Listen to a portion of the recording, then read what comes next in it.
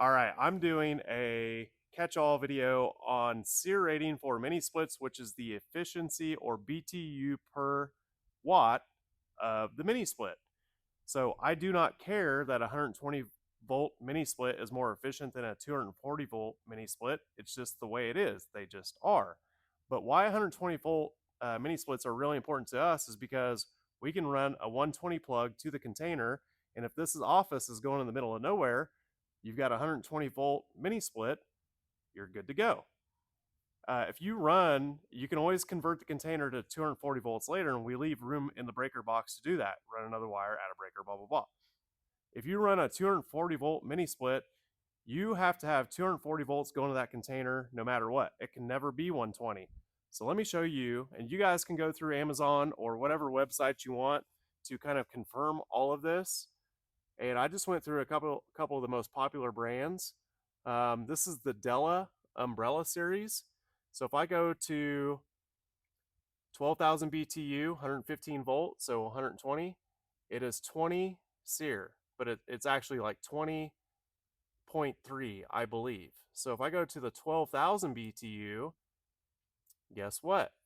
17 SEER, and I think it's like 17.1 on the dot. So let me go to another really popular brand. These are all the best-selling mini splits on Amazon. 9,000 BTU, 120 volt. The SEER rating is 20.5. If I go to the 9,000 BTU, the SEER rating is 18, and I think 17.8 by the book. So why is a 120 volt mini split more efficient than a 240? Well, we can speculate, and I'm not a HVAC engineer. I haven't like dove deep into the data on the mini splits. My guess is that the motors are all, 60 volt, 120 volt, something like that, and the compressors, and it has to basically invert the voltage down if you have a 240 volt mini split. I don't know if they manufacture more 120s at that range of BTU or what it is. Once you get into the bigger BTU, you can't run those 120s, so those are not part of this discussion.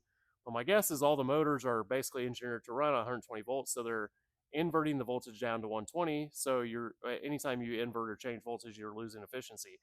So that's my guess why the 120s are more efficient. But the 120s are more efficient, and it just comes down to watts and BTUs. Amperage does not matter, yada, yada. So if you guys got questions, let me know.